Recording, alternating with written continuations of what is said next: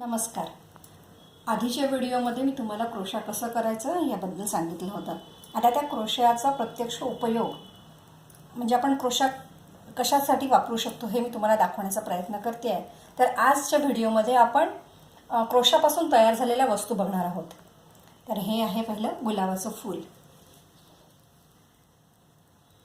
तुम्हाला सांगितलेल्या खांब साखळी यापासून निर्माण झालेलं तयार झालेलं हे फूल आहे.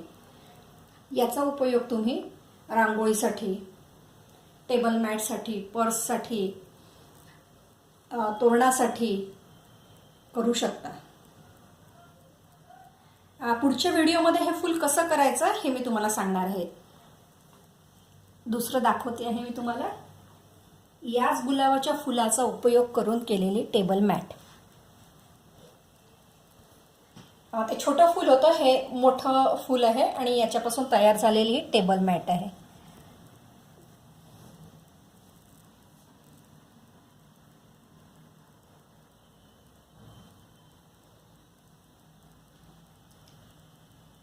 मगाशी पाहिलेलं फूल तुम्ही इथे कमी पाकळ्यांचं होतं, हे याच्यातलं वाढलेलं फूल आहे.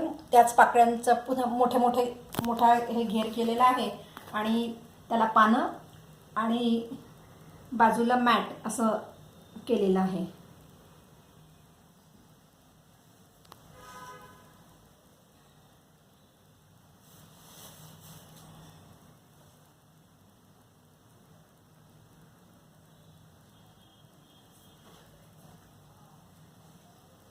हे एकदम साधं फूल, अगदी सुरुवातीला शिकवताना आपण जेव्हा सुरुवात करतो तेव्हा असं फूल तयार करतो.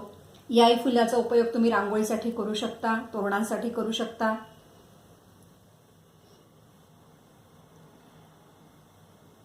हे 2 रंग वापरून केलेलं फूल.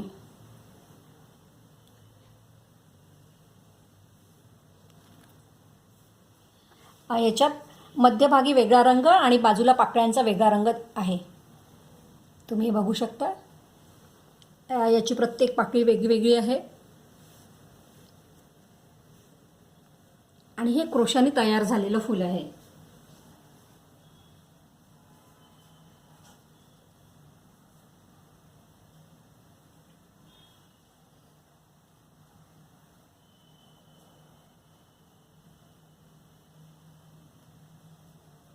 हे फ्लावर लूमनी तयार केलेलं फूल आहे, पण याच्यासाठी हे फ्लावर लूमनी तयार झालेलं फूल आहे.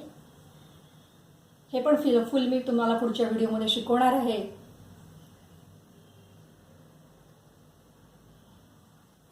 आणि याच फ्लावर लूमच्या फुलांचा उपयोग करून आणि क्रोशाचा उपयोग करून तयार झालेली ही टेबल मॅट.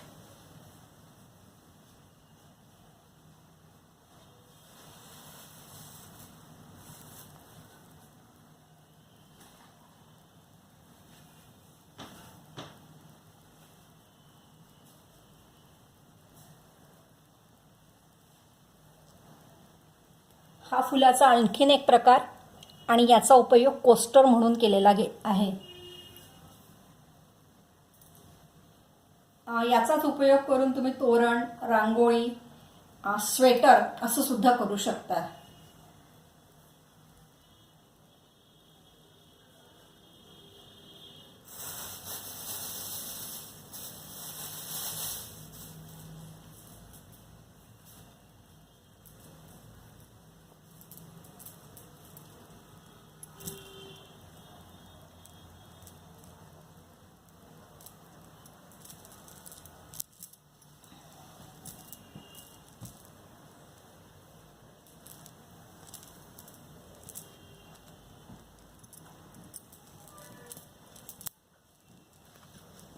हे क्रोशाचं तोरण आहे.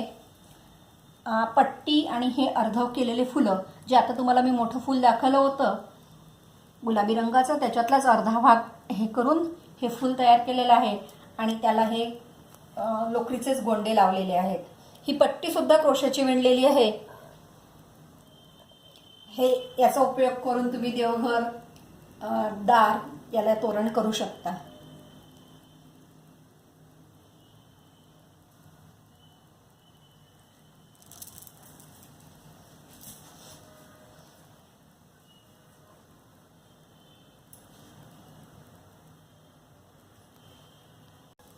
ते मगाशी आपण गुलाबाचं फूल पाहिलं होतं गुलाबी रंगाचं, त्याची ही डॉली.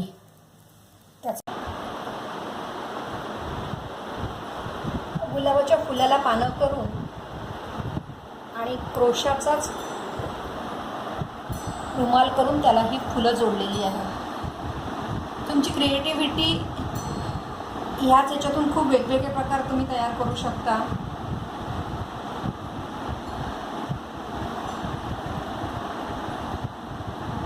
हे फूल आतमध्ये घेऊन याच्या भोवती पण आपण अजून रुमाल विणू शकतो. ही काठाला लावलेली फुलं आहेत, ही मध्यभागी घेऊन एस आकारात घेऊन, चौकोनात घेऊन, त्रिकोणात घेऊन, तुम्हाला ज्या पद्धतीने वाटलं त्या पद्धतीने अरेंज करून तुम्ही अशा वेगवेगळ्या प्रकारचे रुमाल्स तयार करू शकता. एकच गुलाबाचं फूल तुम्हाला खूप वेगवेगळ्या पद्धतीने अरेंज करून खूप वेगवेगळे प्रकार निर्माण करू शकता.